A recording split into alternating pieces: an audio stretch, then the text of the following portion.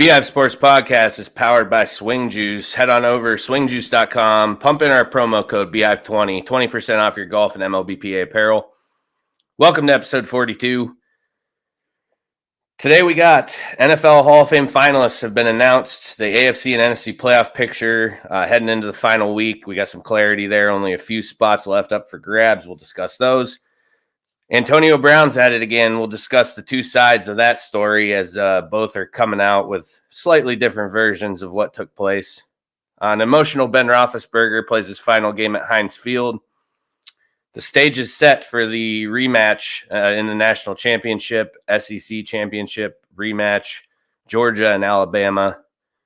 In This Week in Sports History, we got 5 fast facts like usual for you sports history buffs.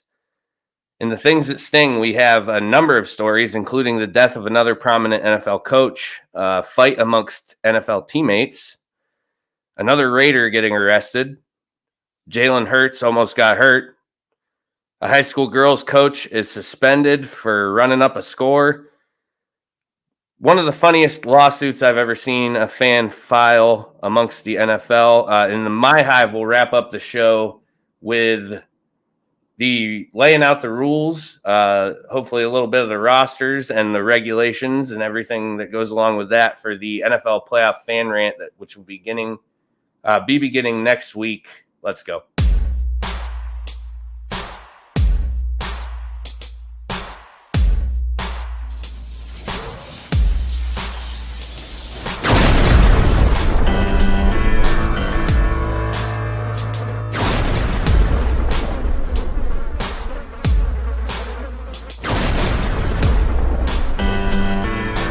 Welcome to the Beehive Sports Podcast. Here are your hosts, Joe and Sketty.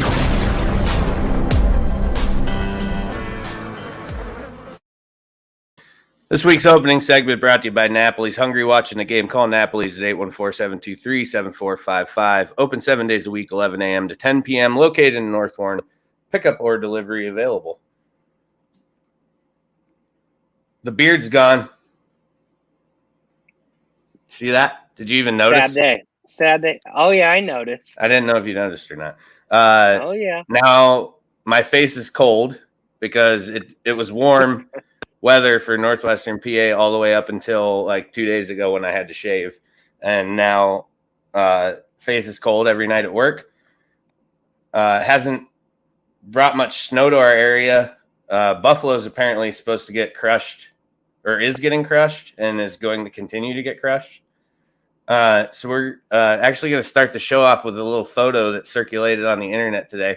And I'm putting this out there so that everybody just sees and understands and knows that I am a completely unbiased host of a sports podcast. Nobody is safe from, what I'll say about you. So with that said, my favorite player in the NFL, Stefon Diggs. If we had a segment of Come On Man, Stefon Diggs driving a Ferrari through the snow in Orchard Park or Buffalo area. So, Stefon, what are you doing? You played in Minnesota. You played in Buffalo for 1 year at least. What's the idea here? I hope he undercoated it. Yeah. It's going to be that thing. It's going to be a big rust box.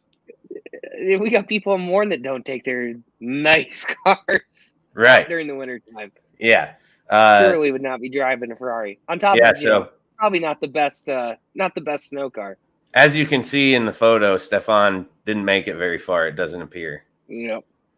At least he had the help of some citizens, and I hope that the press does ask him some questions about this because I would love to hear what was going on.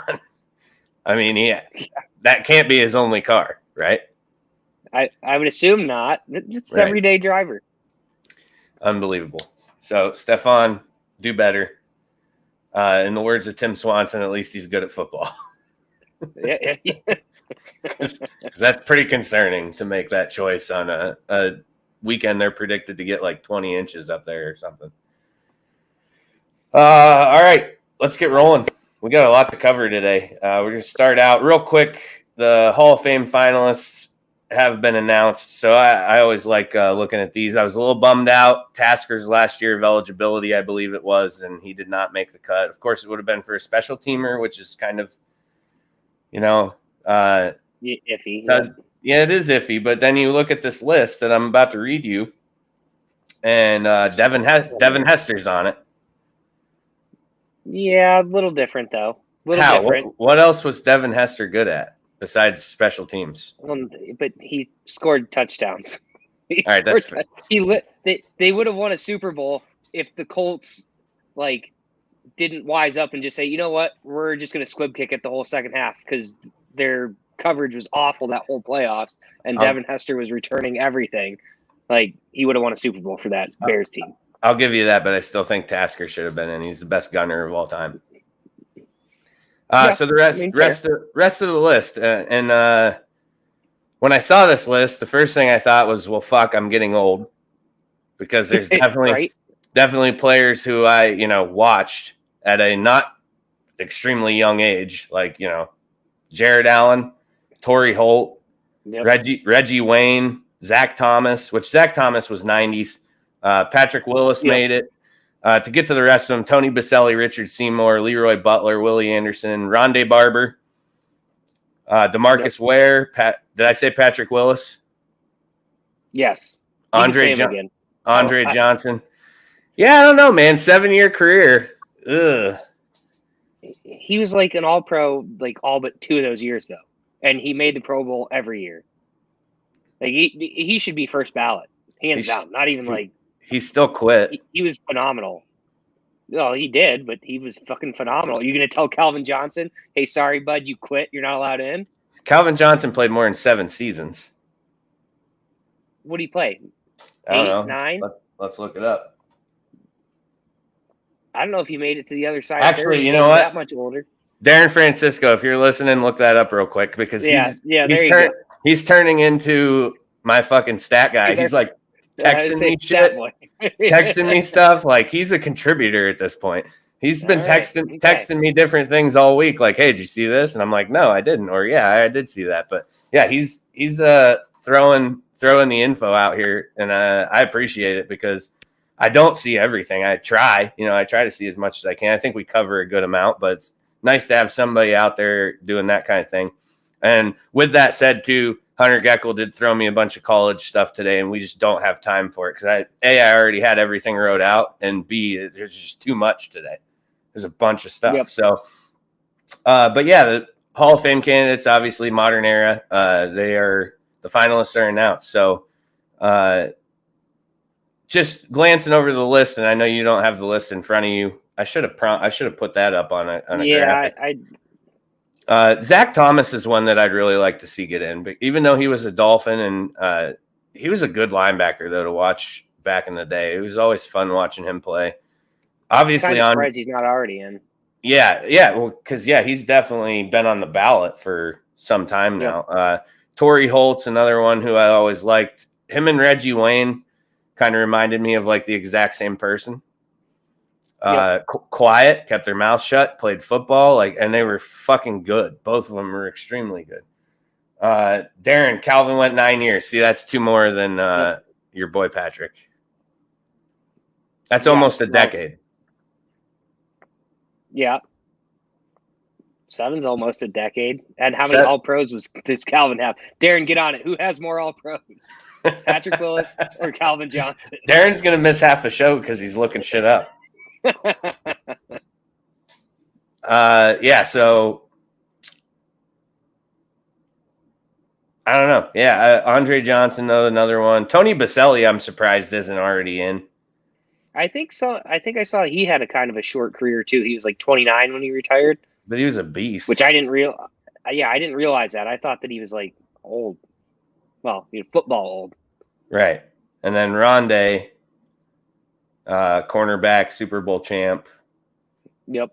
I would see him eventually getting into. So that's cool. I just wanted to go over some of those. Darren, Colts fan, happy for Reggie. Yeah, I am too.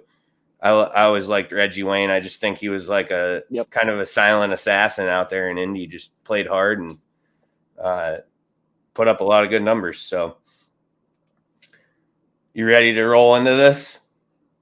Yep, this is a tough one here. The list gets slimmer each week, though. Each week we've done this. Yep. So this is the third week we've looked at the playoff picture.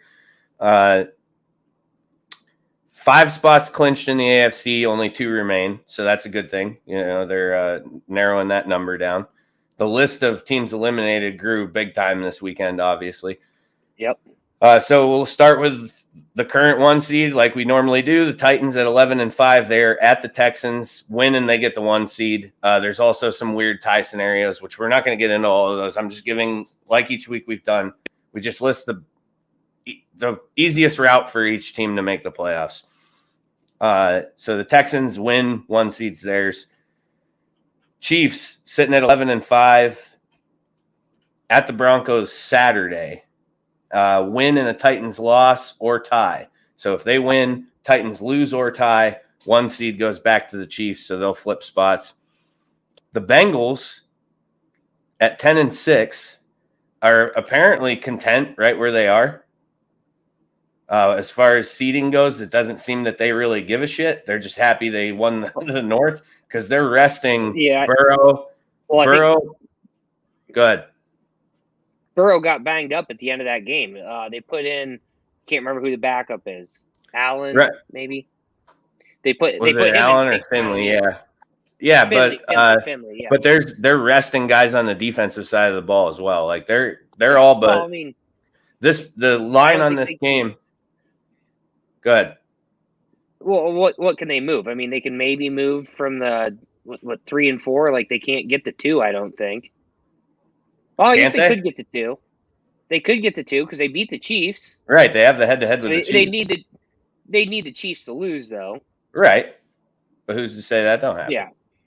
But I mean, they've already Sunday.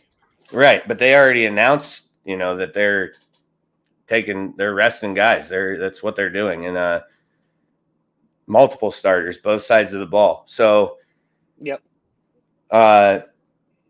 Yeah, so the Bengals have the head-to-head. The line in that game, though, I mean, just to show you the impact of everybody who's been sitting, went from the Bengals, I believe it was like 2.5 or 3, and it's moved all the way to the Browns. They're like 4 to 6 point favorites. I'd have to look real quick. Okay, I did not see that.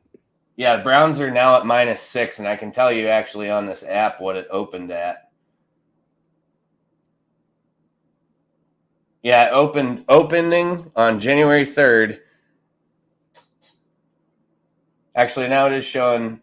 Yeah, it's moved 3 points from minus.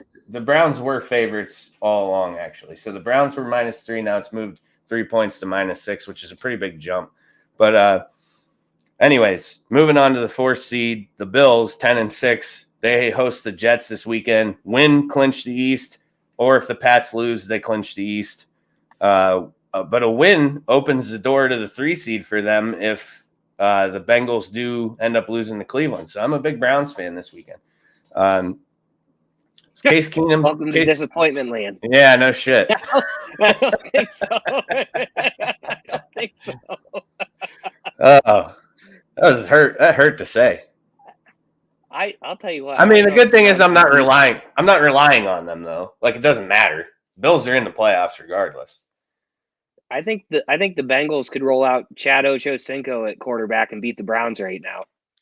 They're in a real rough way for sure. So, yeah, but if they end up somehow beating the Bengals, the Bills win, they'll flip up to the 3 and 4 seed will flip-flop there. Now at 5, the Patriots, 10-6. They are at Miami.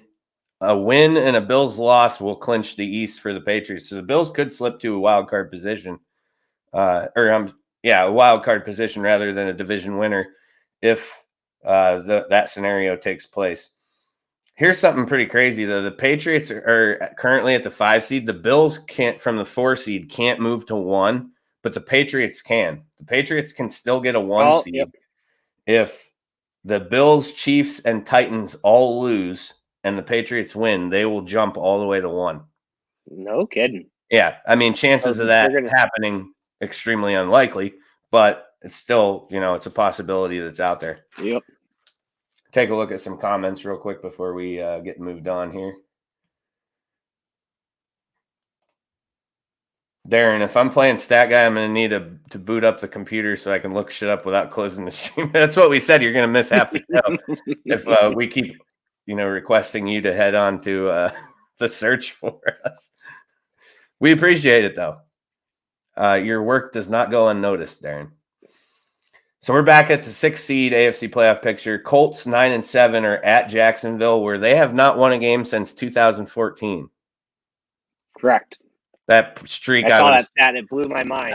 Yeah, I know, but I'm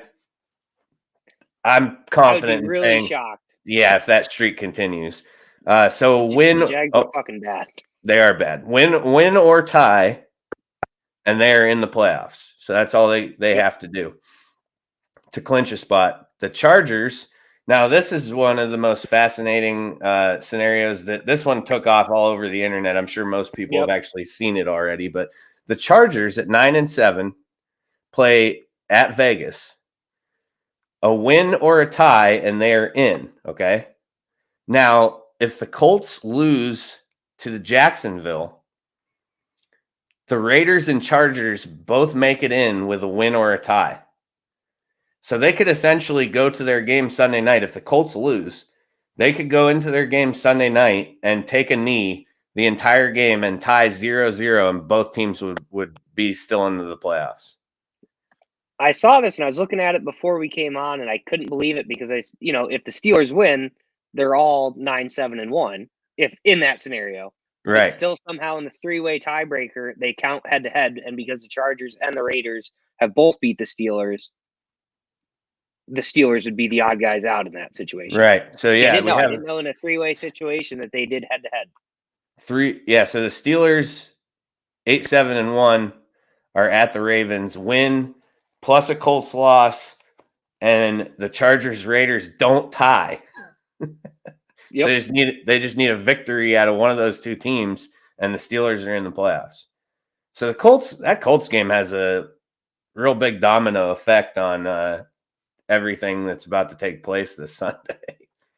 I like Darren's going to be mad that I'm saying this, but I kind of hope the Jags win just because everyone laughed at me when I'd been saying all year long the shitty-ass Steelers are going to find a way to get in the playoffs, and this would be it.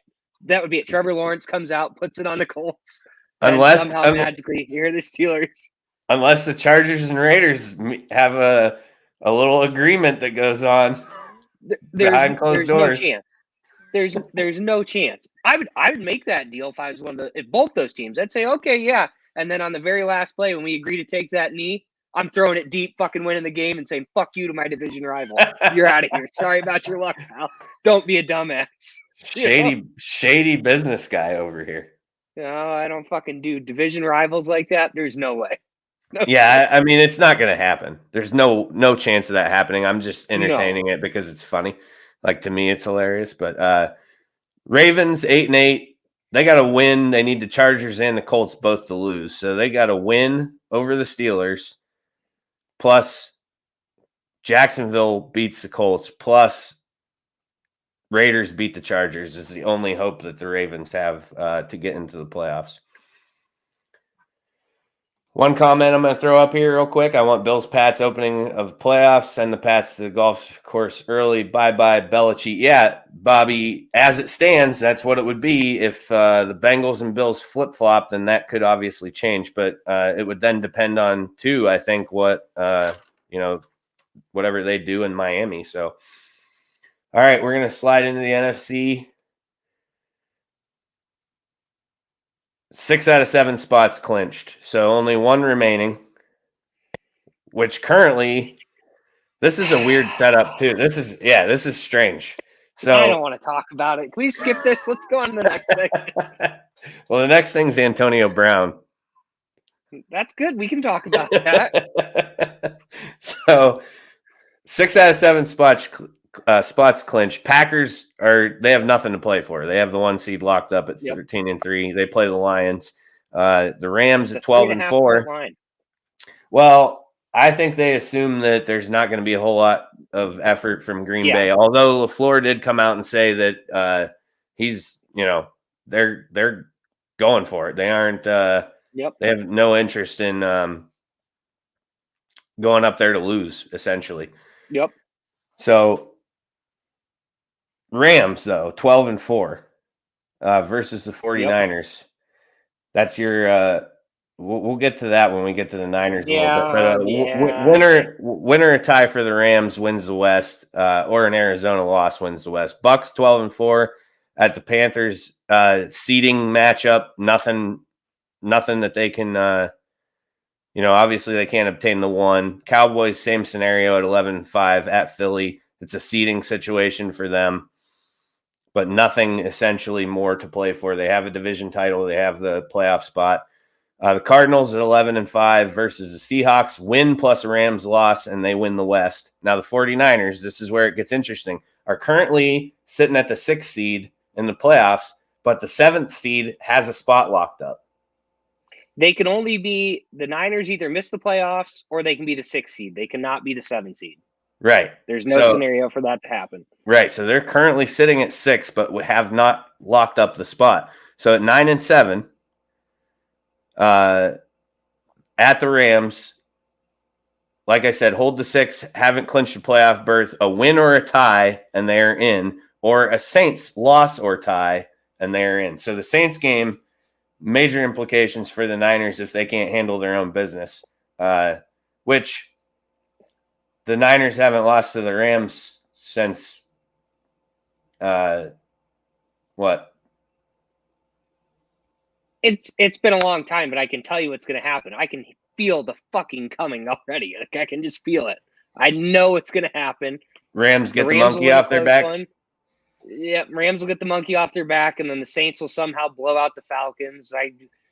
Just great. I can feel it. I can feel the bad juju coming. We're freaking 40 seconds away from beating Aaron Rodgers, and just we're in. 40 seconds. Fuck. Yeah. I didn't look at here. I'll pull it up right now. What time are those both late games? I know the Niners Rams game is 4:00. They both are. Falcons Saints 4. Yep, both 4:25. So they did that with the Bills and the Patriots games as well. So what time is the Cardinals game? Same time. Fuck. Yeah, Cardinals. Hoping the Cardinals lost the Rams. Rams bench everyone. Everybody, yeah. So that's not going to happen. And they lined up all of those, in sequence so that that would fall that way. But like I said, with the Saints at 8-8, Saints need some help. They got to win, and they need a 49er loss. So I'm excited for that game. And I was hoping we'd get California in the comment section here so that there could. We could get the flow going and the shit talking. I might have to text him in between segments or something to get him in here. He's scared. Yeah, I think he is. We do have one comment, a couple comments actually. Terry Goss, do the Steelers draft a QB or get a free agent or trade? Slightly off what we're talking about right now, but I actually had a conversation with my dad about this yesterday because he's a big Steeler fan. I kind of like my dad's idea because A, this draft class isn't great for quarterbacks. B, I don't think Rodgers is leaving Green Bay. I really don't think I think he ends up staying there. So your other option you're looking at, high profile, would be Russell Wilson, which Russell Wilson isn't going to do you much better than what Ben did right now. If you remember last season, Wilson was behind the worst offensive line in the league and was sacked I can't even tell you how many times. The offensive line needs to be their priority this offseason. And my dad's idea was stick with, hammering the offensive line this offseason. Let Mason Rudolph be a bridge guy for 1 year. If you focus your offense around running the football, which the Steelers have done well in the past, and Najee Harris is good. There's no doubt about that. Like on this show, we've hammered the Steelers offensive line as much as we possibly could. And Najee Harris still had a nice season. It would be incredible to see what he could do behind some guys who could actually fucking block for him.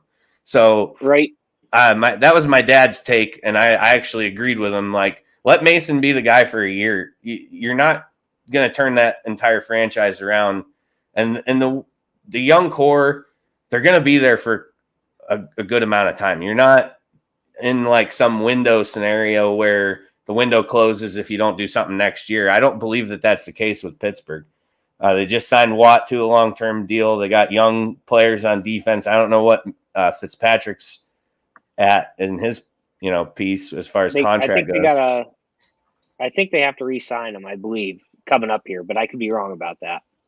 But yeah, I just think that if they put focus into that line right now, and yeah, Steeler fans are going to have to come to terms with the fact that they might have to watch a season that's a little bit difficult. I mean, I know this season was tough for a lot of them. There might be a worse one coming up, but that's going to get you to where you want to be, for a bigger window of time.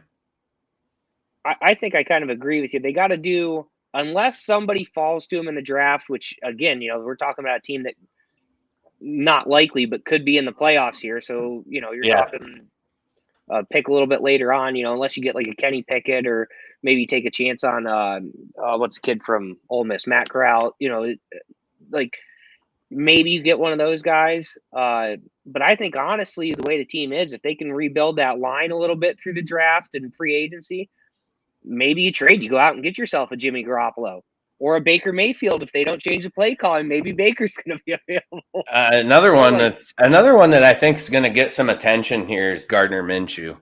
I don't think people are done. I don't think people are done with him yet. Yep.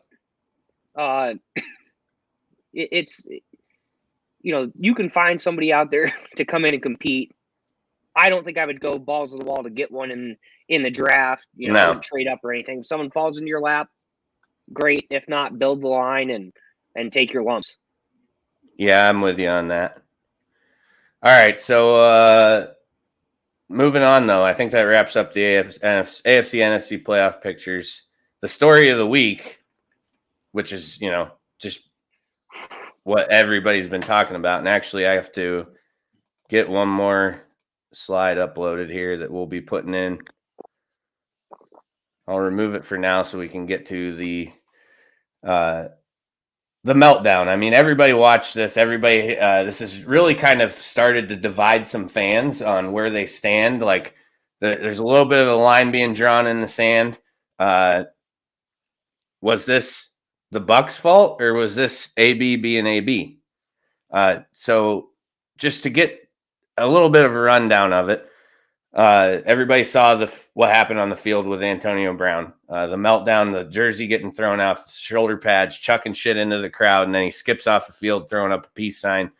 Then a photo emerges of him waiting outside for an Uber.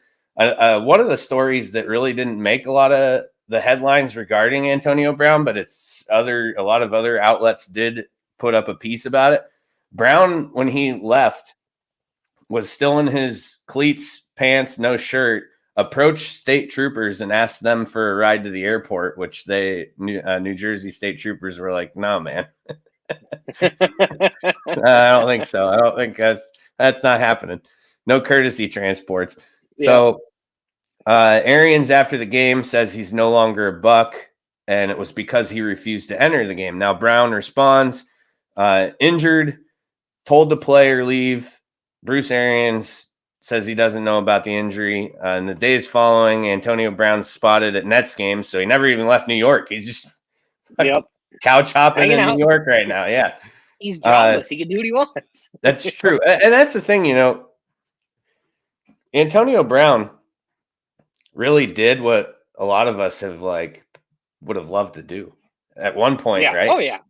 One point, everybody's had that day at work that they just like to be like, I'm out.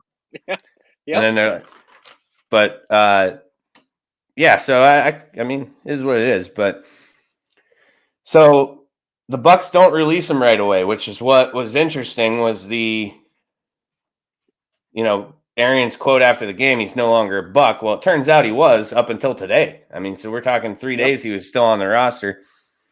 And they call Brown's bluff. He starts saying it's an ankle thing, and the Bucs come back and say, okay, well, we'll schedule you an appointment in New York to get it looked at. Well, he didn't comply with any of that. And in his release he put out today, which I think we have in the slides, I'm going to get those up. Some of it's going to be tough. That's way too hard to see. I can't hardly see any of that. I don't know if Yeah. or not. But this is the 2-page report that he put out. And obviously the Bucs today put out the statement, where they release him, and they even note in there that he was cleared to play. At no point during the game did he indicate to the medical personnel that he couldn't play. They've attempted multiple times throughout the week to schedule an evaluation, and they even say by an outside orthopedic specialist. And that was where I read that they actually had a guy in New York for him to go see the dude in New York and get, situated, because that's where he was still hanging out.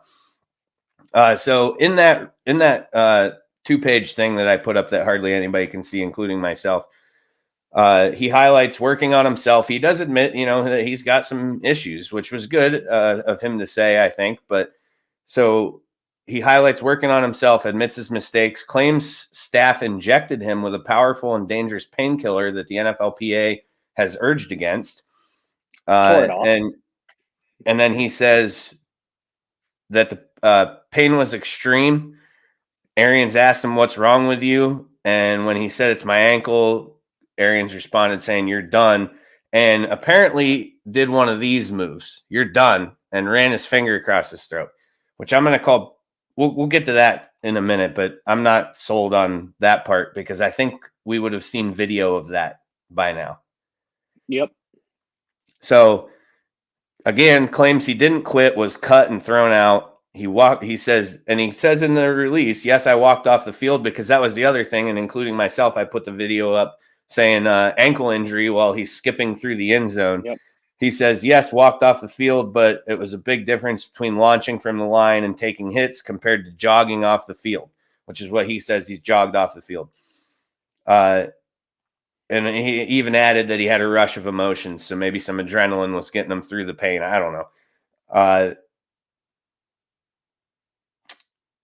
He says, he then questions, is he supposed to not feel pain?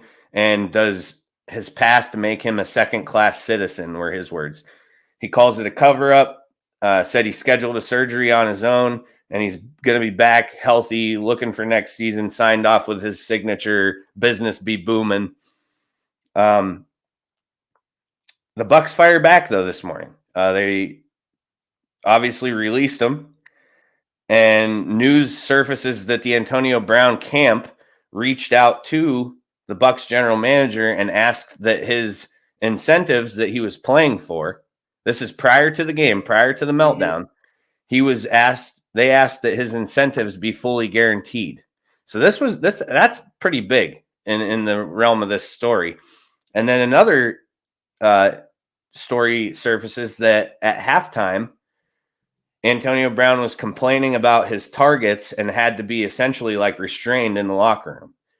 So parts that are being left out by Brown, as he relies on this injury story to go, get him through this. And then today, obviously, and I think I have some of this up here. This is Antonio Brown tagging Tom Brady in a Instagram post where he sends out a screenshot of him. Apparently, he had a bad experience with Brady's trainer. That what the hell is his name? Alex Guerrero. Yep. And with that, he requests some money back from Guerrero. And as you can see at the bottom of it, he says, "This is what I was dealing with." Antonio Brown is heading out of Tampa, and he is lighting fires to every bridge on the way out, because Tom Brady, to my knowledge, is the only player who came out and said, "Hey, people go through stuff. We shouldn't be quick to judge, and we shouldn't," he was being empathetic, whereas, everybody else in the media and fans were calling CTE and all that stuff. But yeah, he's really just laying it all out there now at his time with the Bucs. So here's a little graphic that I wanted to put up here that I found interesting, because here's where I'm at with this whole thing, and I want to hear your opinion too here in a second. I think Antonio Brown, we're at the point with him where this is a completely like a cry wolf situation where he's done so much damage throughout his career that it is hard for the public to believe his story where he's saying injury this and whatever.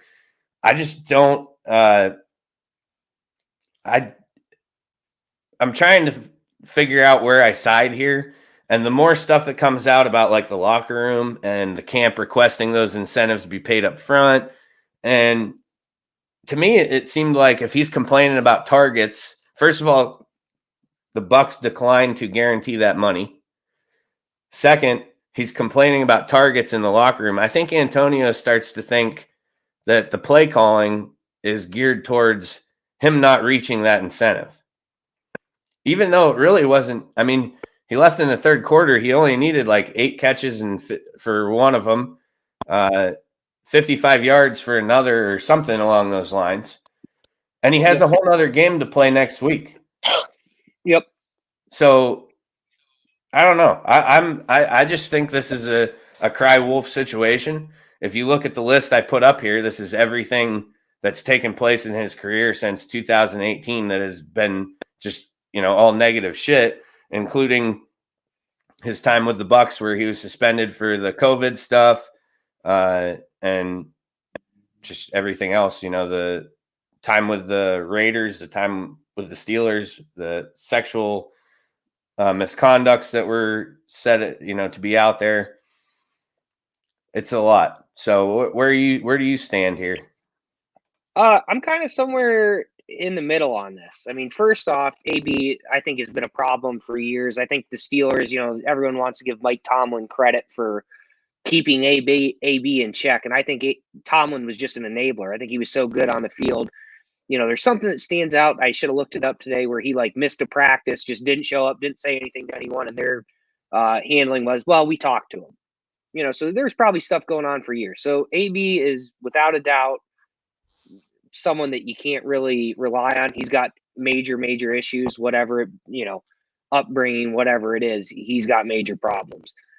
However, this whole situation, it kind of seems to me that AB's obviously not being truthful about it, but I don't know that the Bucks are being truthful about it either.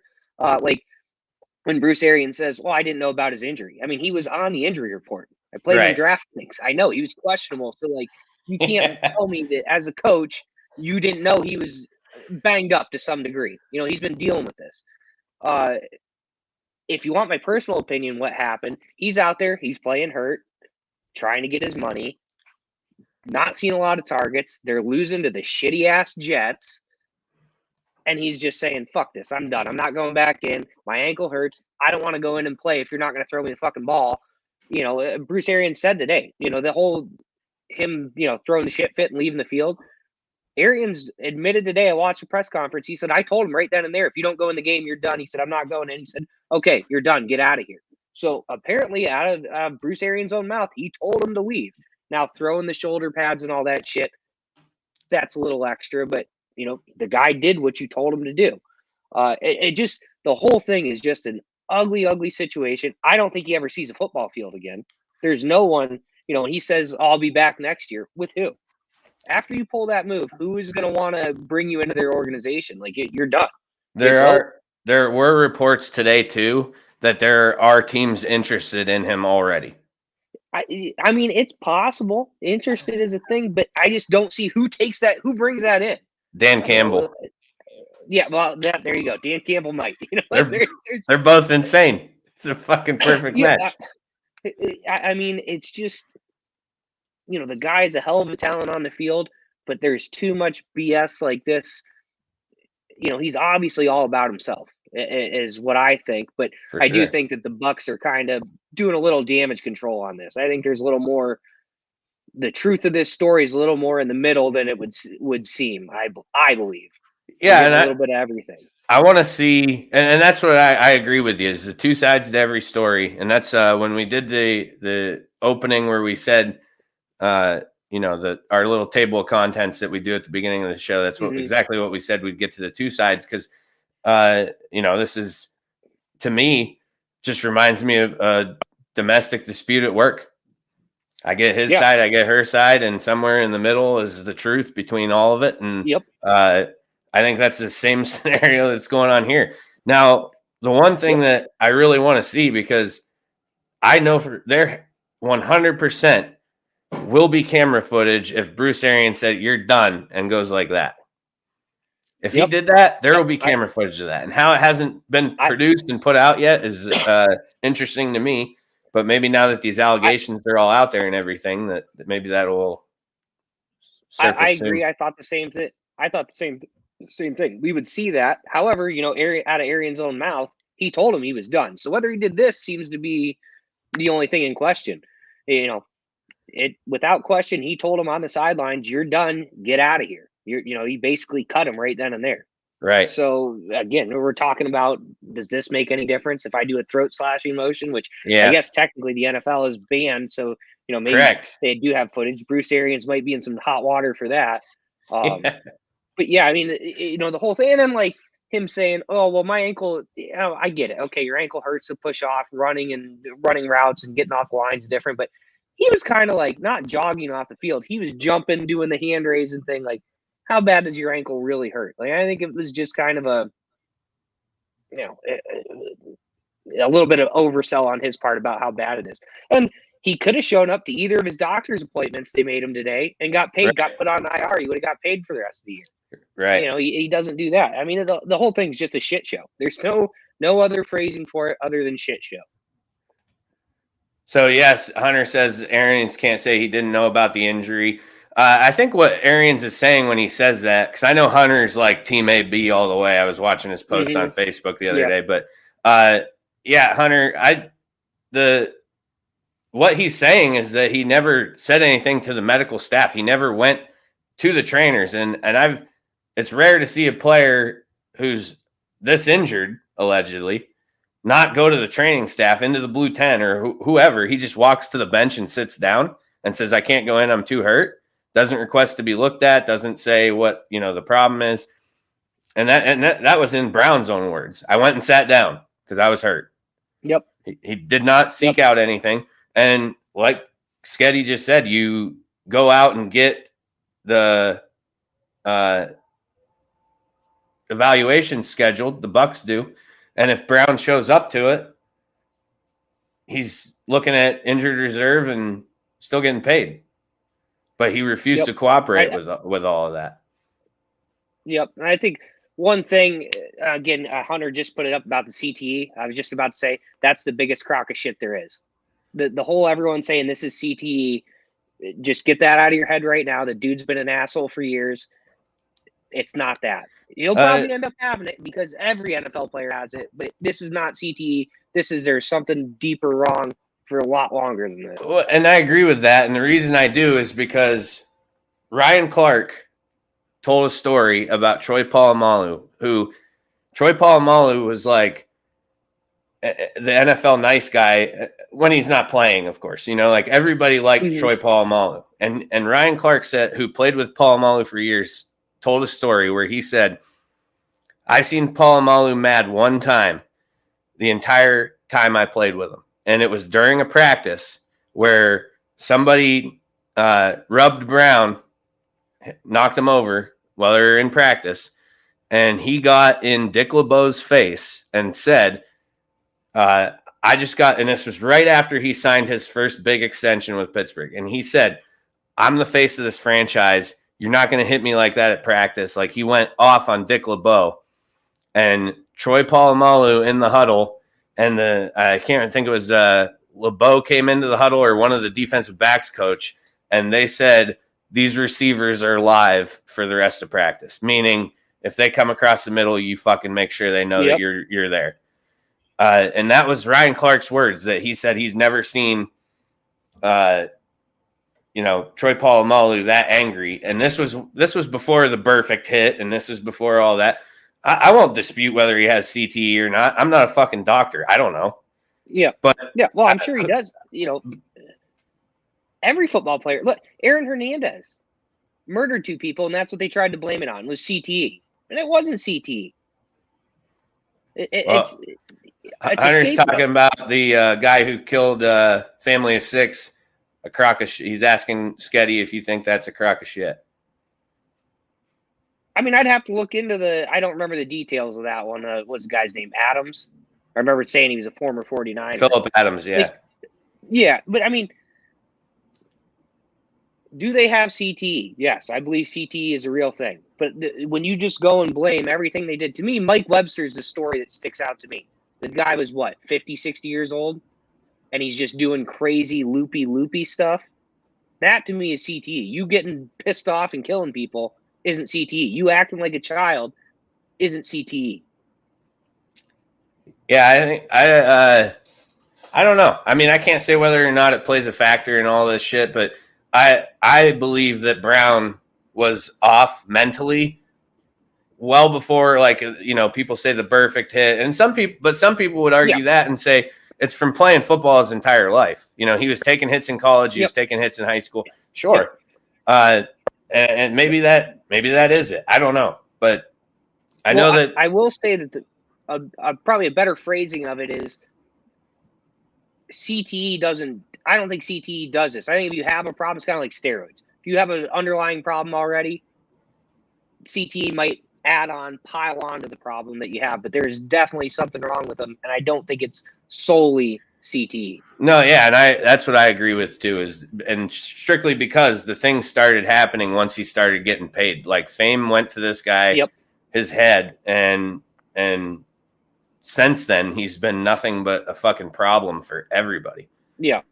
And not the good type of problem that teams are hoping he would be on the field, but a kind of problem where he's dividing locker rooms and just causing issues. So, yeah, I don't know. We could literally go on about Antonio Brown's deal all day long. There's just so much to it and so much of the past that went along with it. So we'll just see how it plays out. But like I said, the report came out today that teams would be interested, but of course it won't be this season because now he has to have this ankle surgery that he's claiming that he needs. And well, if that's real, we'll see if he actually has ankle surgery.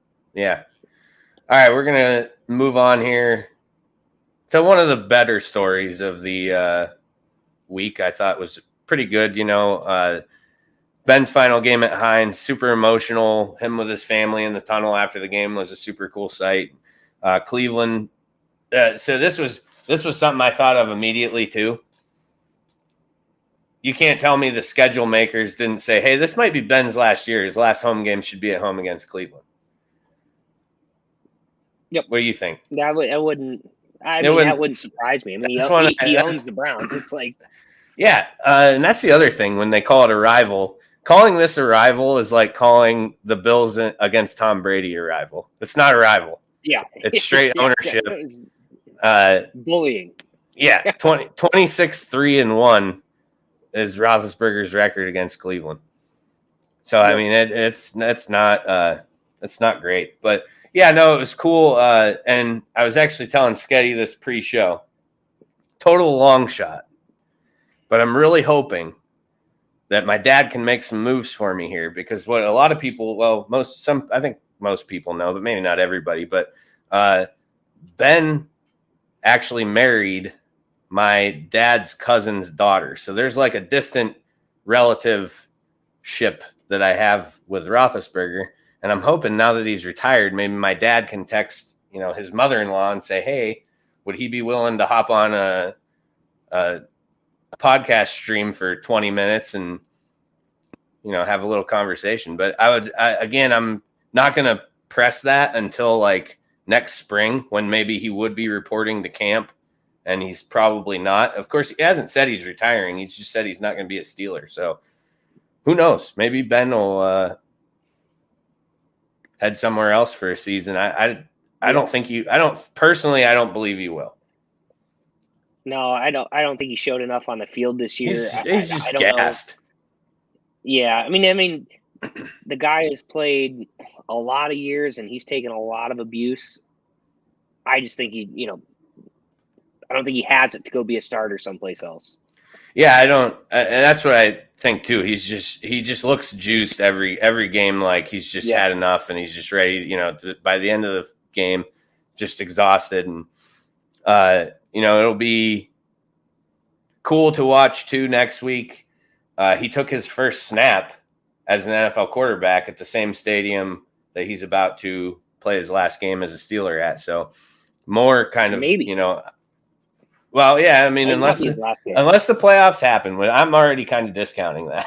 I just don't think. Yep. I don't think it's in the cards for him this year. But yeah, it'd be cool though if we could, Dad, I know if you're listening, just keep that in your mind for in the springtime. Try and set something up for us here, and we might be able to have him on. That'd be kick ass. Yes. I mean, I love Andrew Morrison and Brian Hagberg. Right. A little bit higher profile though. Yeah. If we get Big Ben on here, that'd be the shit. So Slightly. Moving on to a little bit of college. Oh wait, actually, before college, I didn't make a banner for this, so that's why it threw me off. Washington football team announces that February 2nd they will be giving the public their soon to be new name. They took our advice. They're getting rid of football team because they don't look like much of one. Well, did they officially announce that one's out? Because football team's on the list of finalists. Yeah, but here's what happened. Somebody for the Washington football team, and this could be somebody who's just fucking with everything because people like to do that with computers and all that. But if you went to WashingtonAdmirals.com, it sent you to the football team's website. So they think somebody blew it. I mean, we'll know in less than a month, but Admirals is what everybody is thinking it's going to be. I did see someone came out and said like the Wolves and the Red Wolves are both out. There was like two names that were on that list that they said I don't know. I wanted Red Hogs. They're eliminated. I think that one's still alive. That's what I'm pulling for. As far as I know, I don't know. They gave a list that like what the finalists were. If they pick anything but Red Hogs, they're doing a huge disservice to their fan base. I agree. Yeah, Admirals. Is David Robinson going to be their mascot? Well, I don't. It's possible. All I know is whatever their name is, they should probably dump a little money into that stadium. Hopefully, get some new naming rights. Maybe David Robinson could drum some up. Yeah, and we'll get to that and the things that sting. We got the video and everything. If it doesn't kick me off the feed, we'll find out. But yeah. All right, moving on. Last thing we got an opening, which was a super long opening. College football playoff is set. Bama versus Georgia, the rematch of the SEC championship that was December 4th. Bama won 41-24. I'm going to get some flack for this, and I don't give a shit. I think Cincinnati held their own against Bama until the fourth quarter. Yeah, I missed probably the second half. I wouldn't say miss it. But it was like 17-6 or something. It was 10-3, I believe, going into like the last 2 minutes of the first half, and then Alabama scored a late touchdown to go up 17-3. Yeah, after that I kind of just that's it. I give props to Cincinnati. I think they held their own a little bit. The first drive they marched right down the field, but that I was watching with California, and like he noted, it's a scripted drive. The rest of the game's a fucking free for all. So, but I don't know. I was proud of Cincinnati. I think they went toe to toe with the team that they'd been wanting for a while. They lost, and yep. But I don't know. I think Cincinnati held their own, unlike Michigan. Yeah, I feel a little bad. It wasn't a great showing, and now there's rumors swirling too that Harbaugh might return to the NFL. I personally would love that for the Raiders. I think that's if you can get the players to buy into his style. I think he did an excellent job when he's with San Francisco. I mean, his worst season was 8-8, and then they fired him because the players didn't like him. So he's going out on top because he beat Ohio State. Yeah, hey, get your one and get out. It did take him a while. Yeah. All right, get to a few comments here before we take a break here.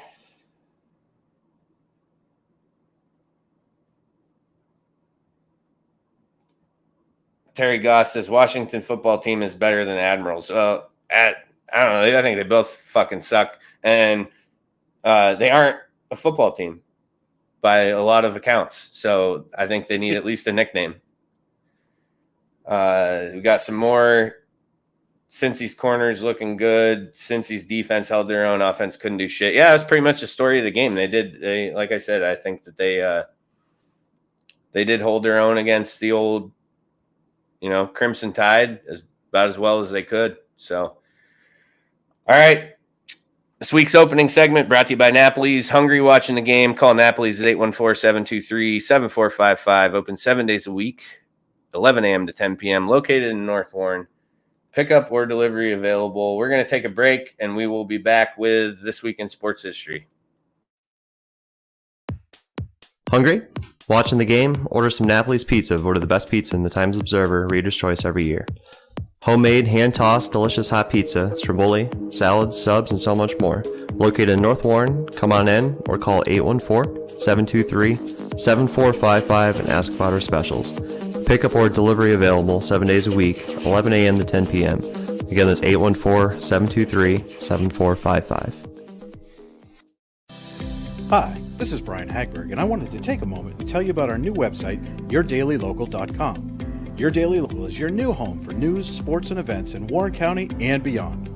Our goal is to cover the people, places, events, and happenings that matter to you in a variety of ways, including writing, video, and audio. And the best part? All of our content is available for free. Head to yourdailylocal.com to get the news you need when you need it.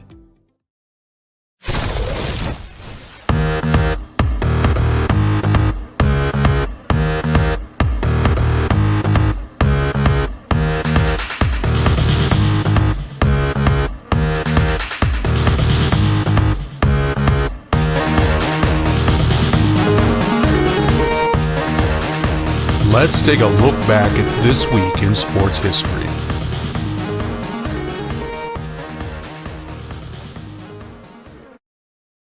This Week in Sports History is brought to you by Your Daily Local. Visit yourdailylocal.com for the news you need when you need it.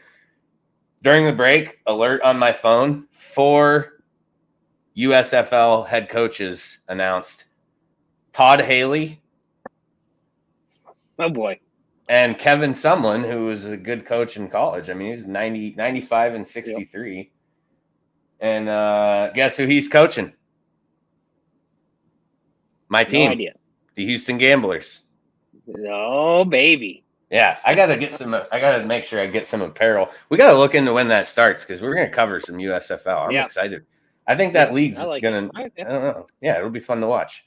Houston's got a good coach, so I'm excited. I think they got a legitimate shot this year. Yeah. Bills don't win me anything. Maybe the Gamblers will. All right, here we go. 1922. 5 fast facts. Washington and Jefferson down by Pittsburgh. Did you know this? Yep. I did not know this. They played in the Rose Bowl. So Washington Jefferson, a small Western Pennsylvania school, accepts an invitation to Pasadena to play against Cal in the Rose Bowl. They could only afford to send 11 players. This is actually kind of cool. And while they're on their way out there, I think it was somewhere in like Kansas City or something like that. One of the players got hurt or sick and couldn't make the rest of the trip. Probably got dysentery. Isn't that what they got back in 1922? Yeah. He didn't make it. So they caulked they caulked to ford the river. And one of the guys fell off. But so this story goes 2 different ways. One says that the 11th player was replaced by a 12th player who snuck on the train. He was stowed away in luggage. Right? Smart. And the other one is that they ended up getting an assistant coach or something had eligibility and they let him play. But the guy who they said was stowed away in luggage was in the team photo in Pasadena. So I think that's actually what happened. Pretty cool. Oh, hey. You got to do what you got to do. Outcome of the game, 0-0 tie. Man, that'd be a lot of fun to watch. All that way. So, here we go. Number 2. 1937. Speaking of schools down by Pittsburgh. Number 14, Duquesne wins the 3rd Orange Bowl. They defeat Mississippi State 13-12. Never knew that any of these schools had that much like history into like major bowl games, you know? Yeah. We do have a comment we have to get to because Darren is probably a little upset that we mentioned nothing about Ohio State winning the Rose Bowl.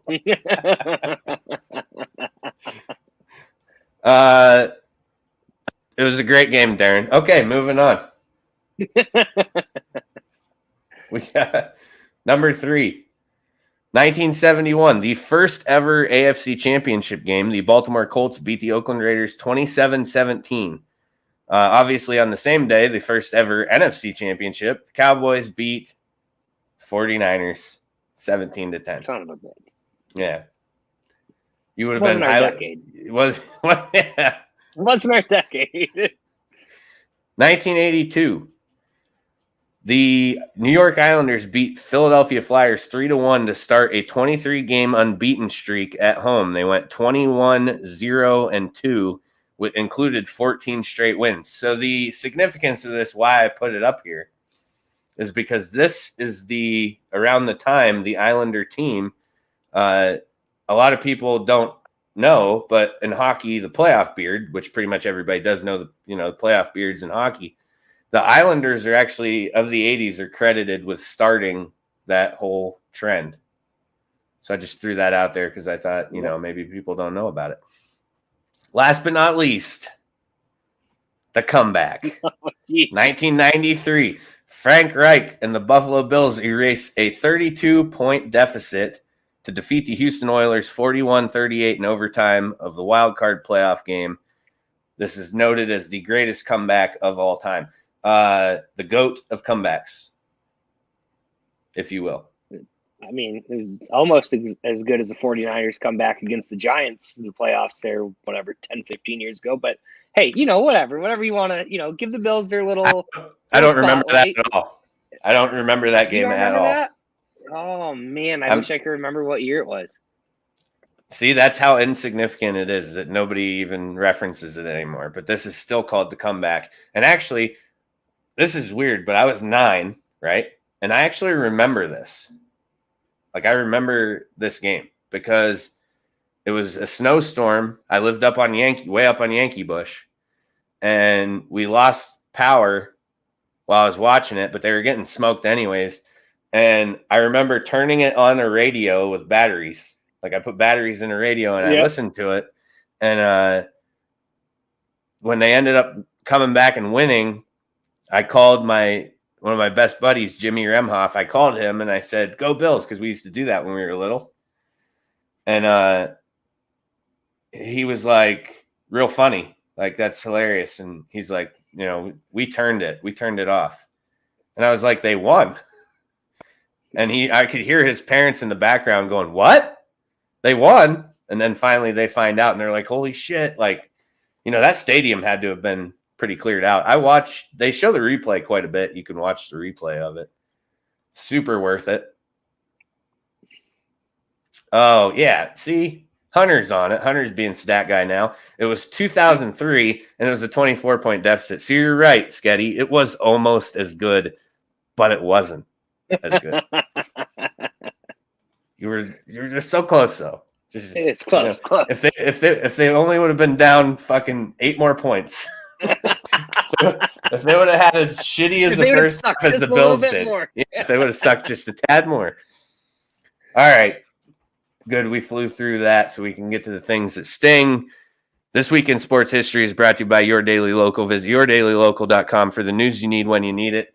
Take a quick break, and we will be back with pretty loaded things that sting.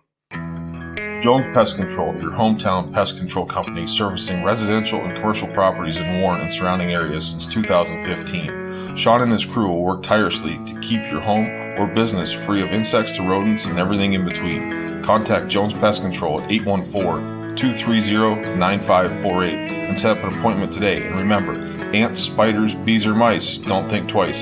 Call Jones Pest Control, 814-230-9548.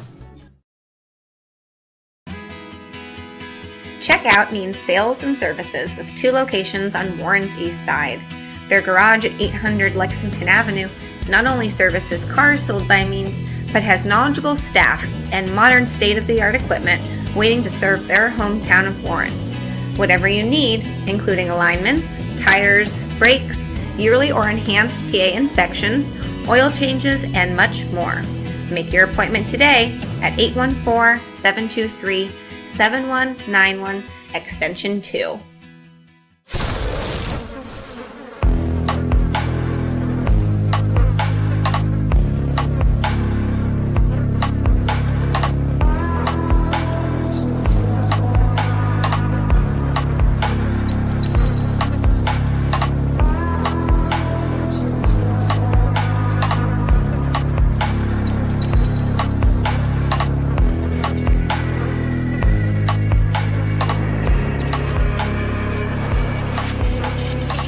It's now time for the things that sting. The worst stories in sports, according to Joe.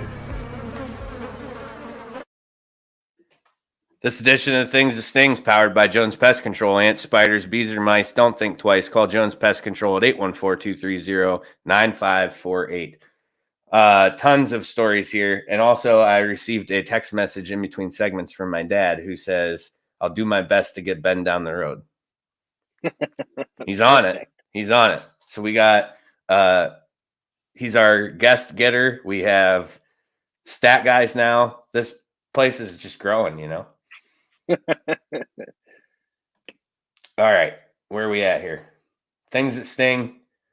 Dan Reeves was what we were starting out with. Dan Reeves passes away at 77 years old. Hall of Fame player, inducted in 1967. Also an excellent coach. So another shot, you know, for the NFL after the losing Madden. And as far as, you know, the whole scope of things, Madden, Betty White, Dan Reeves. They say things come in threes. Yep.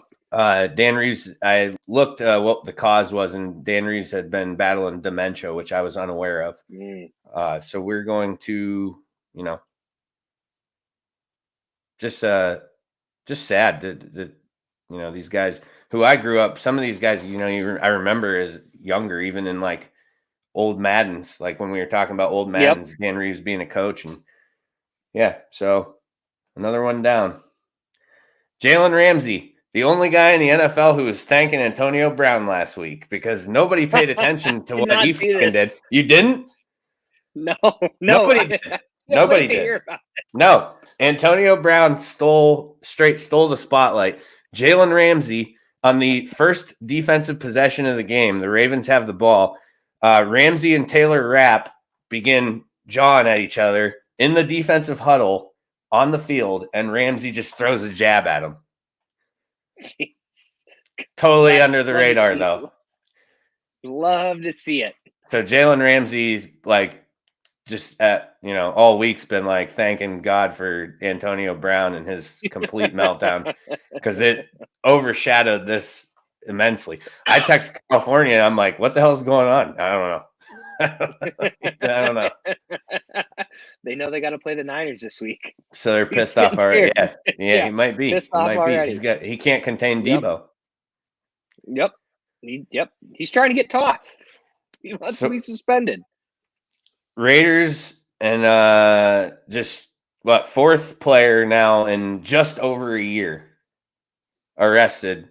So add Nate Hobbs, cornerback, to the list of Henry Ruggs, Arnett, and Jacobs. Early morning hours following the Colts game, he's arrested for DUI in a parking garage at the Cromwell. Vegas police report they were called to the parking garage by Cromwell security for a possibly impaired driver passed out behind the wheel of a black Mercedes SUV. The vehicle was located in the exit of the parking garage. So he almost made it out, but he just took a nap instead. So he was in a travel lane, passed out. So contact was made. Odor of alcoholic beverage was present. Glassy and watery eyes and mumbled speech, according to Las Vegas PD. SFSTs were administered, which showed clues of impairment, and he was taken into custody. So his attorneys have responded saying that this doesn't qualify for a DUI under Nevada law. I'm guessing that is because of where the location of the vehicle is as opposed to being on a roadway. But I don't know. I don't know Vegas law to say what, where this is. to me, that's a common response from an attorney, right? When one of these guys gets jammed up, it's usually like, whoa, let's not jump to conclusions, because that's what everybody does. Do have his mugshot that I forgot to throw up here. This photo is courtesy of the Las Vegas Review-Journal. So, yeah, yet again, another Raider in hot water. That team, and I think this speaks to what a lot of people's bitches were about moving a team to Vegas. Yeah, I was just going to say that, actually. Is it Vegas, or is it just that they just don't care who they pick? They're just looking for talent. Well, that could be too, yeah, that they draft people with character issues. I don't know that for sure, but yeah, I can't imagine that the Vegas nightlife and everything is not contributing to any of this. Clearly, like those guys, Josh Allen and Stephon Diggs play Warzone after practice because there's nothing to fucking do in Buffalo, right? So exactly. That's why, these guys ain't out getting banged up and driving around. But yeah, I mean, but with that said, though, how do you just not get a cab? Like, how do you not call? Yeah. Well, the NFL still has that number, right? I think the NFL has a number. They will come and get you. Yeah. No questions asked. Just come and get you home. Yeah, and I don't understand. Excuse me, why these guys don't, take advantage of that service at all. But I don't know if they're afraid it gets reported to the team and it's going to look bad. It looks better than getting a DUI. Yeah, that's kind of where I'm at. Darren says, how about Odell punching that dude square in the butthole? I did not see that. Yeah, I did not see that either. I don't know. Darren's watching some funny videos. Yeah, Darren, are you sure? Are you sure that was an NFL game you were watching? So moving on, one of my favorite stories of the week: the AP writer who Aaron Rodgers apparently is living in his head, and he's upset with him. He won't vote for him for MVP because he is a jerk and a bad guy. Aaron Rodgers responded to the Chicago-based AP writer who goes by the name Hub Arkush. He called him a bum, an absolute bum. So this is now raising a bunch of questions because we have NFL players who are responding to this, that the NFL should just take the AP out of the equation. Apparently, which I didn't really know this, I guess that it was just kind of unsaid and adopted, but the AP has 50 voters who vote for all of these NFL awards, and that's who receives it, is whoever these AP writers vote for. And the NFL just adopted that as, you can be our people for that. Which it kind of surprised me that they didn't have a little. It's just kind of like they were like, we don't want to deal with it. You guys deal with it, and we'll call it good, kind of thing. You know what I mean? But a lot of players are now speaking out saying that this guy should have his vote removed if he is, pulling. Absolutely. Like it's clear that he's upset about the vaccine thing and all of that, because this has never been spoken about prior to the season. And Rodgers has been in the conversation for MVP for how fucking long? I mean, won it last year. Yeah. Well, I mean, there is there's a whole thing where he doesn't talk to his family or whatever. Right. I don't know what the deal. Riley tells me about it because his brother was on The Bachelor and they don't talk to Aaron and blah, blah, blah, blah, blah. So, like, maybe that's it, but it's probably the vaccination status thing. But I do agree that, like, this could actually hurt his chances. There might be people who are thinking the same thing as this guy who just aren't saying, well, screw him. Just because of how crazy this country is right now. They might be saying, no vaccination. I'm not voting for the guy. So, I think he is the MVP. Hunter says, what does MVP, oh God, MVP talk, what does it stand for? Yeah, and that's where I agree with Hunter on this. If you take Aaron Rodgers away from the Packers, what's their record and where are they looking at? What are they doing right now? That's what most valuable player means. That's the way I always look at it, is if you eliminate that guy from that team, do they look totally different? And I think with Aaron Rodgers, the answer has been yes for a long time. But is I don't know if Hunter's going for this. Maybe he can clear this up for us. Is he saying that you have to be a quarterback to win this award? Because it's no longer the most valuable player. It's the most valuable quarterback. Who's the last non-quarterback to win an MVP? Who is? I'm asking that honestly. I have no idea who the last non-quarterback to win an MVP is. Darren, fire up your laptop. Like we need to know who the last non-quarterback MVP was. Yeah, I can't think back to who it would have been, but I don't know. I mean, it's just sad. Like Jonathan Taylor has no chance. Cooper Kupp has no chance. You know, it just won't happen. TJ Watt should be considered for MVP. No, I can't go with that. Defensive player strongly. Defensive player of the year, absolutely, because the guy's missed 5 games and he still has a shot at breaking the sack record, which is unbelievable. Hunter says Adrian Peterson in 2012 was the last non-quarterback to win the MVP. He had that phenomenal year. So that makes sense. But yeah, I'm with the people who think. Oh, go ahead. I was going to say TJ Watt. I think that he's going to end up getting this record, and it's kind of bullshit because Baker Mayfield obviously just wanted him to have the record last week because he's just holding on to the ball. I mean, 4 fucking sacks. Are you kidding me? Are you kidding? He's Brett Favre'd him. He's going to Brett Favre him into the record. Plus, he gets the extra game, so he didn't get the record no matter what, in my eyes. If it ain't done in 16 games. But he didn't play 16. He didn't play 16 games. Well, get healthy then. I don't know what to tell you. That I agree with. Games but to do it. I want to see that dude play a full season. I want to see what his numbers look like with a full season under his belt. Everybody wants to see a Watt not named Derek play a full season, but it just doesn't happen. It hasn't happened for years. That's true. Yeah. Does Derek Watt ever get hurt? I mean, he only gets probably 15 snaps a game, right? I don't know, but all I know is if you're a Watt that has a J, you got a little initial with a J in it, you get hurt every fucking year. That is accurate. It's just it is what it is. I can't disagree with that. Moving on to this video. I'm going to play it. If I get kicked off the stream, we'll be back on in a minute. But this is a huge question mark as to if this video is going to play or not. So I'm going to give it a shot, though. This is following the Eagles, Washington Admiral Red Hog football team game. Jalen walking off the field.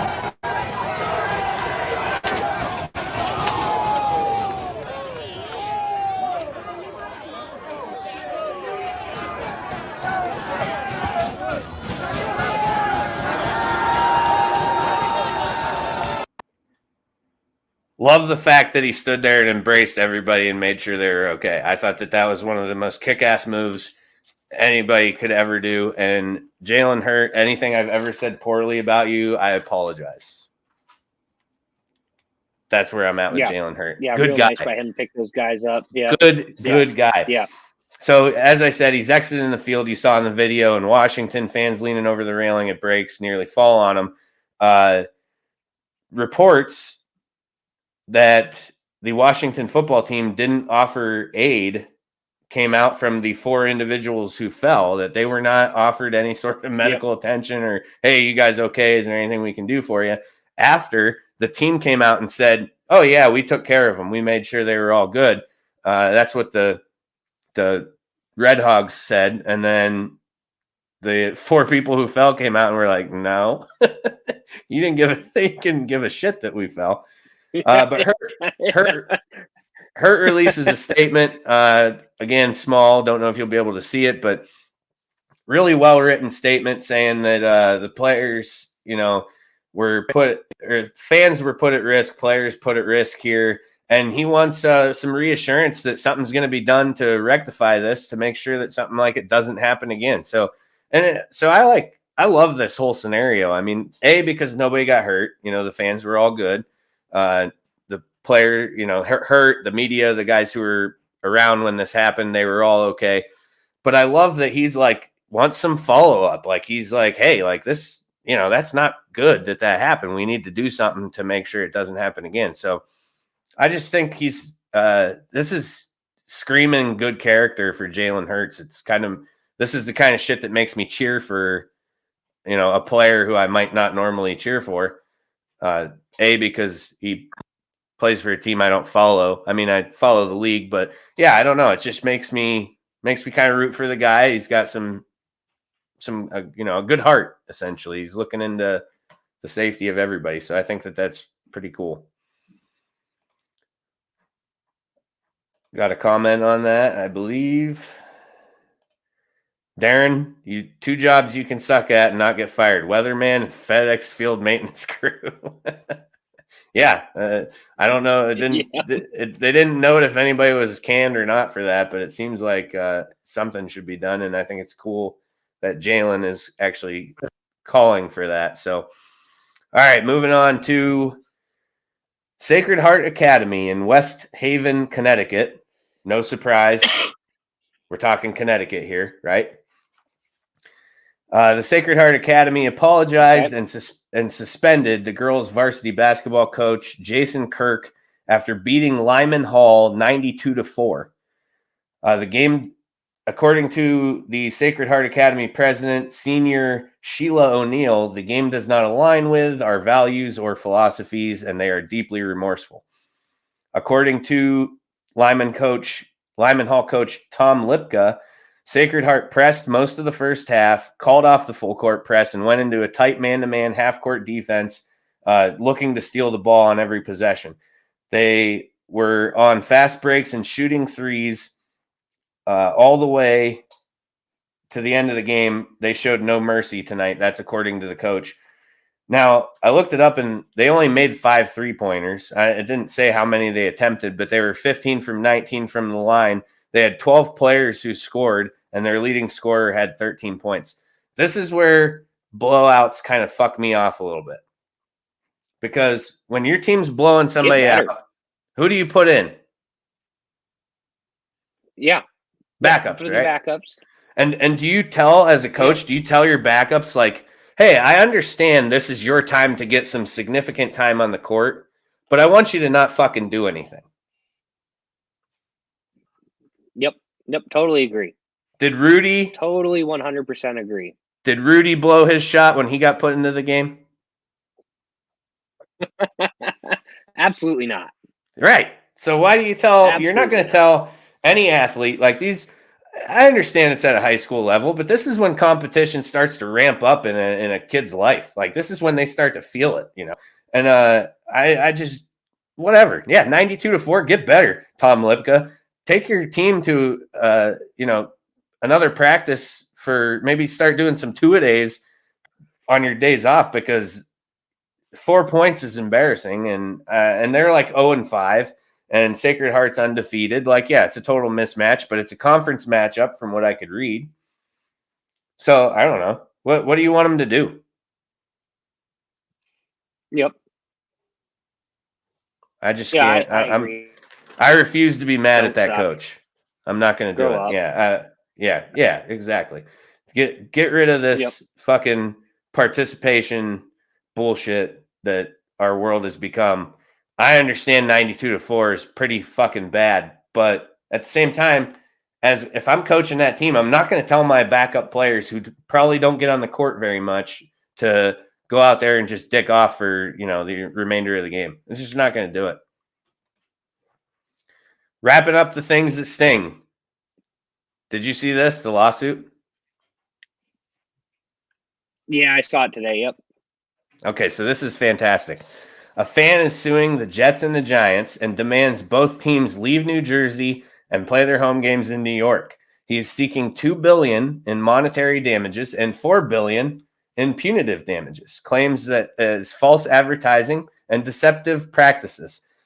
Manhattan Federal Court is where this lawsuit was filed, and they are demanding that the Jets and Giants abandon MetLife and return to New York by 2025, or change your name to the East Rutherford Jets and Giants. The plaintiff here is an Abdiel Suero, and he says, quote, if the Giants and Jets want to call themselves New York, hold on, I'm sorry, I misread that. If the Giants and Jets want to call themselves New York teams, they need to come back to New York and play. Suero also says that also complains of travel to MetLife from New York City and claims that fans living in New York have suffered from mental and emotional damage, depression, sadness, and anxiety. I don't think that's because of the name. No. I know some Jets fans. I mean, I know some Giants fans too, but some Jets fans I know who they aren't well. And it's not because of where the team plays. No. The team on the field is the problem. It's the product is what's causing the sadness and anxiety and depression. If he wins, I'm going to file a lawsuit. San Francisco plays in Santa Fe, I think. We're Santa Clara, and we're going to get to that because there's Santa Clara. Santa Clara. Yeah. So the Giants have played in New Jersey since 1976 after they left Yankee Stadium, and the Jets have played in New Jersey since '84 when they left Shea Stadium. So other teams to note who don't play where their team city they represent, the Bills, Buffalo Bills are playing. They play in Orchard Park, which I hope never changes because I love it there. The 49ers are in Santa Clara. Dallas plays in Arlington. Washington plays in Landover. The Raiders actually play in Paradise, Nevada, so it must be just outside of Las Vegas. And the Rams and Chargers of Los Angeles play in Inglewood. So there's plenty of available lawsuits out there if you feel so obliged. Couple comments on that. Hunter, going back to the ass-kicking high school game, fuck the score till the game's over. Yeah. All right. I agree with what you're saying there, Hunter. Hunter again says Washington doesn't even play in Washington. They play in Frederick, Maryland. Actually, it's Landover, Maryland, which you should know because you're from down there. Have an idea, Hunter. All right. Anything else stinging that you can think of? Not that I can think of. I think we covered it all. There's quite a bit there, though. All right. That wraps up Things That Stings, powered by Jones Pest Control. Ants, spiders, bees, or mice. Don't think twice. Call Jones Pest Control at 814-230-9548. We're going to take a short break, and we will be back with My Hive. We're going to be going over the rules and everything. That we're going to try and figure all this stuff out for next week.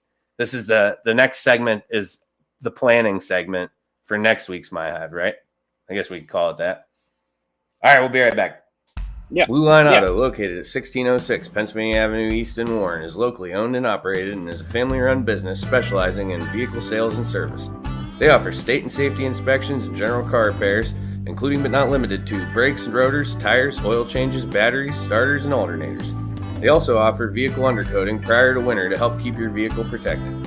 Currently, their hours are Monday through Wednesday, 8 a.m. to 4 p.m., and Thursday and Friday, 8 a.m. to 5 p.m. Call them today to schedule your next appointment at 814-230-9061. Your safety is their goal.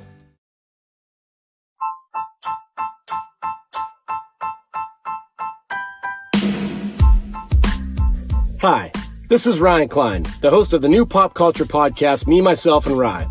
You can find me on Spotify, iTunes, Apple Podcasts, Google Podcasts, and several other platforms. Special guests, breakaway shows, bonus episodes, cold beers, and a whole lot more. So what are you guys and gals waiting for? Subscribe now to the Me, Myself, and Ryan podcast on Spotify or wherever it is that you get your shows and start listening today.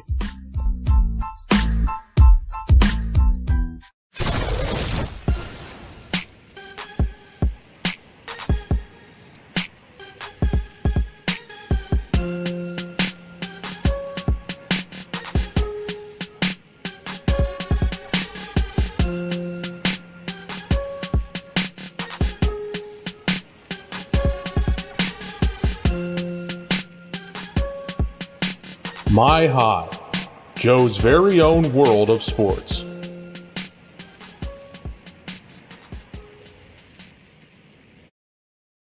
My Hive is presented by Blue Line Auto. For all your automotive needs, call Blue Line Auto at 814-230-9061 or stop in their location at 1606 Pennsylvania Avenue East in Warren. Where'd Sketty go? We lost him. All right. I'm going to do a quick standby here because I'm by myself. I'm going to do a quick standby video here while I get him back on.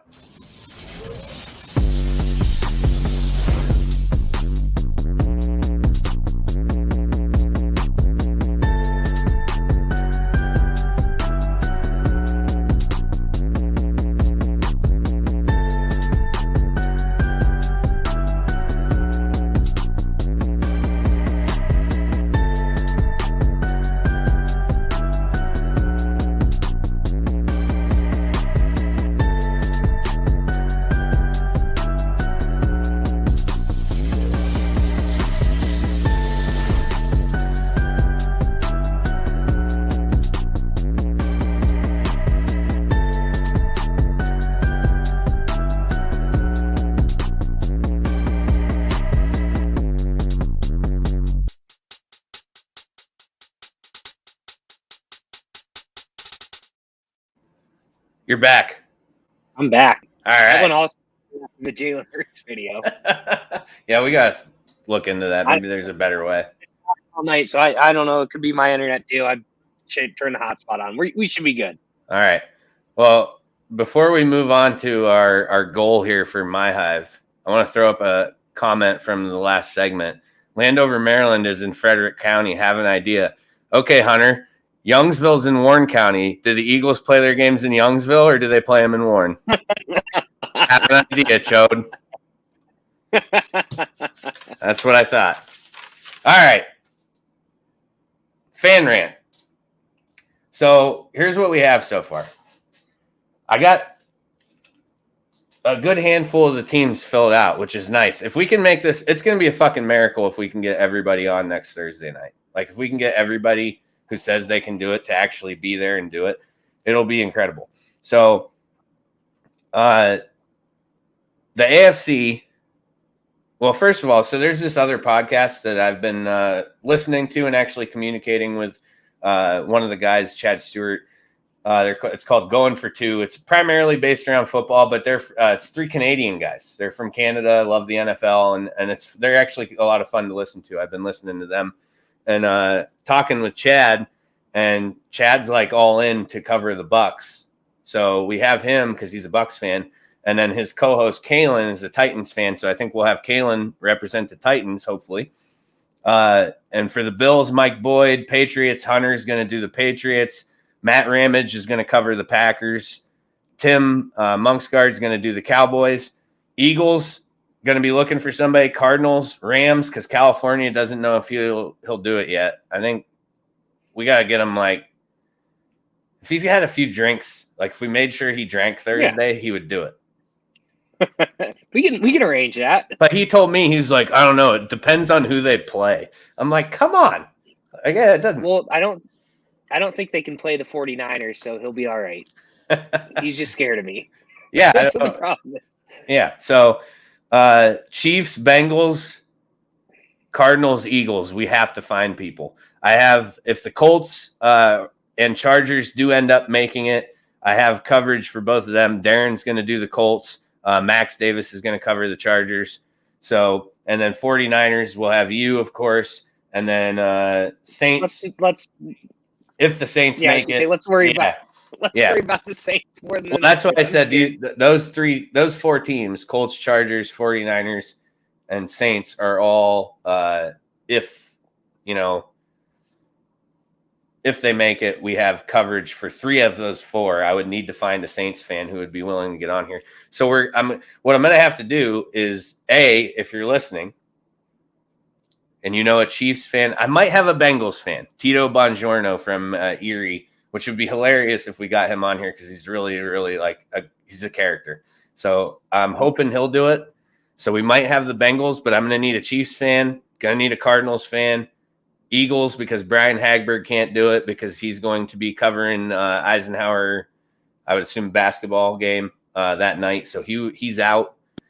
But if you know people who support these teams and would be willing to get on here. Actually, that reminds me. I said Kalen for the Titans, but I actually have a local person who is going to do the Titans, Ethan Beardsley. I forgot about that until just now. So Ethan Beardsley is going to cover the Titans. So we won't need Kalen, but Chad Stewart is going to come on from the Going for Two podcast, and he's going to do the Bucks. So the rules is what we need to come up with. So we're going to have 6 matchups Thursday. So we actually kind of have to, like, My Hive's going to be a long segment, so we're going to have to kind of buzz through the early stuff, which for opening, all we're going to have is the national championship. Excuse me, and the Week 18 results. So we won't have like a ton of content unless like Antonio Brown fucking lights Raymond James Stadium on fire or something. I don't know. Anything could happen at this point. But as it stands, we should be able to blow through the first 2 segments. Things that sting just seems to, I think, because everybody's losing it. Like since the pandemic shit has made everybody nuts a little bit, and there's just so much in that segment now. Like I have to eliminate stuff. There's things that have happened in the last month that I haven't even put in there because I'm like, we just don't have space for it. Major League Baseball player sued a country club because he couldn't get on. Oh, yeah, I remember that. Yeah, and we didn't get to talk about that. A New Jersey congressman or senator or something is questioning the legality of Brian Kelly's contract with LSU. Like, there's a bunch of shit that Michelle Beadle went on a rant about how LeBron tried to get her fired from ESPN because he hates her. Doesn't surprise me. No. And then it's just stuff like that I'd love to get to, and we just haven't had time to do it. Like, there's just so much other stuff. But we'll be able to cruise through that. But anyways, back to the rules. 6 matchups, because there's 3 games Saturday, 3 games Sunday. So we're really trying to get 12 people to be around a computer at the same time. Like, this is not going to be easy to do. So what we're going to have to do is probably announce on the page, or I'll get in touch with the people who are in, and we'll match them up and try and give them like a time slot. Like, hey, be on around this time. Because I think I can only have 10 people on the actual feed at once anyways. So we couldn't possibly have everybody in here at once. I'll have to remove a couple, add a couple. Like, it's going to be a pain in the ass, but I'm hoping it works out. It'd be cool if it did. So I'm thinking, I'm going to throw a couple ideas out there, but I want to hear your guys' thoughts. And then if you're in the comments, what your thoughts are. Matched up with the team's opponent. So we'll just do like a couple hypotheticals.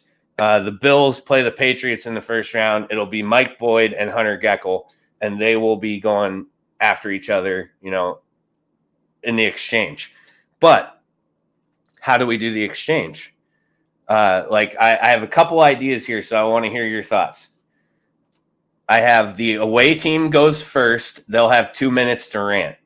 Then the home team goes, and they have 2 minutes to rant. And then for 3 minutes, I'll unmute both of them, and they can just fucking go crazy on each other. So that's one idea. My second idea is to treat it like we're in court, okay? Where the away team will state their case, and then the home team can only question them. They can't say anything. They can't make statements. They can't testify, but they can question things that the away team stated, okay? And then once questioning's done, then the home team will testify and state their case. And then the away team will be able to cross-examine the home team on their testimony. And then we give each team a 1-minute closing argument, and then we'll, let the jury decide. And I guess the jury will be, the game when it's played. Yeah. I like that. You like that? I like that one a lot. Which one do you like more? That idea. Okay. The court? I think I like that one. I like the court idea. Yeah, I like just asking them questions. Yeah. And I can just picture me asking James some doozies about the Rams. Like you could be like, "Hey James, is Odell going to punch somebody in the butthole again?" Yeah, right. So apparently that happened, according to Darren. Yeah. Whatever Darren's watching, I don't know, but so yeah, those are the two ideas. Here we got Terry Goss is making fun of you and said, "Pay your Net Zero account." Yeah, get it I together. might have to switch to Net Zero. Well, It might be better than Atlantic Broadband. That's what I have. I don't know. It worked fine the whole day until the Jalen Hurts video. That thing is cursed. Darren says he texted me a video.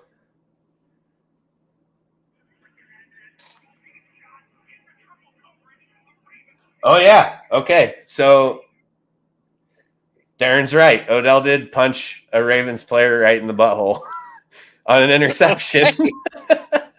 Right. Oh, I did see that. Yep. Oh, Terry. I didn't know who Frapped was or who Terry was. Terry is Frapped. I play Call of Duty with him.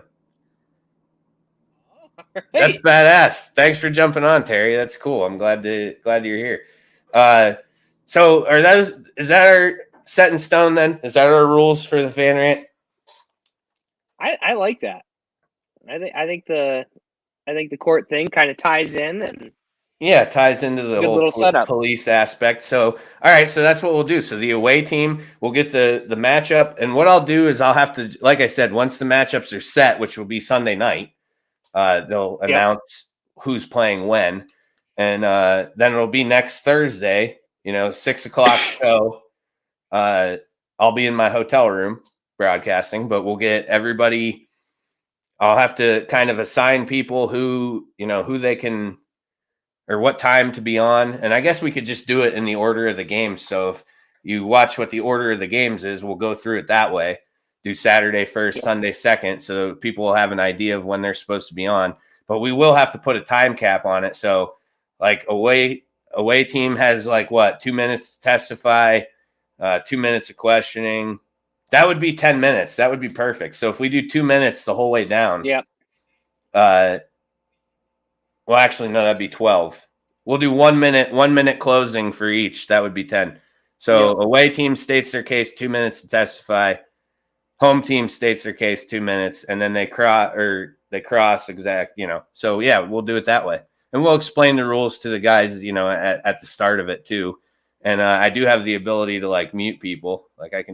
I just muted Sketty. Say something, Sketty. Yeah, exactly. You See, can't hear me. yeah, I can fucking mute you whenever I want. If the Bills Niners end up in the Super Bowl together, you probably muted the entire episode. Well, see, the problem is that I can mute you too, so everyone's just gonna be sitting here looking at it, screaming at each other. I did, yeah. You do have that ability now, don't you? I have the power. You have the power. Fuck. Okay. I can probably unmute myself. Yeah, you probably can. All right. So yeah, that's what it's going to be then. So if you're listening again, like I said, Chiefs, Rams, Cardinals, Eagles. I got to fill those teams. I think I have somebody for Cincinnati, but I'm not sure. So if you guys know fans of those teams who would be willing to do this, otherwise I'm going to be, you'll find me in comment sections on these guys' Facebook pages, the Chiefs and all those teams, trying to find somebody who's, got the stones to come on here and cause some grief. But if it's somebody that'd be even better. Hunter says he might have a Chiefs fan. That'd be great. Whoever we can get, because I would love to fill this up. And if we could get all 12 people there, it would be fucking badass. That'd be a really, really good episode. So that's that. I think we're done here. Stick around. We will be back with the 3-bagger. So we'll be ending this live and we'll be coming back on for a quick 10, 15-minute 3-bagger episode for the final week of the season. And then we'll have to decide what we're going to do betting-wise for heading into the playoffs. But I want to thank the sponsors, Swing Juice, Napoli's, Your Daily Local, Jones Pest Control, Means Sales and Service, Blue Line Auto, and the Me, Myself, and Rye podcast. Thank you, everybody who listened, interacted today. It's cool seeing some new listeners. Terry, my buddy from playing Call of Duty, that's cool that he jumped on. love when you guys are in the comments. It makes the show, a lot more fun for Sketty and I. So thank you guys. And like I said, we'll be back on with the 3-bagger. If we don't see you there, we'll see you next week. Fan rant, spread the word. Till then.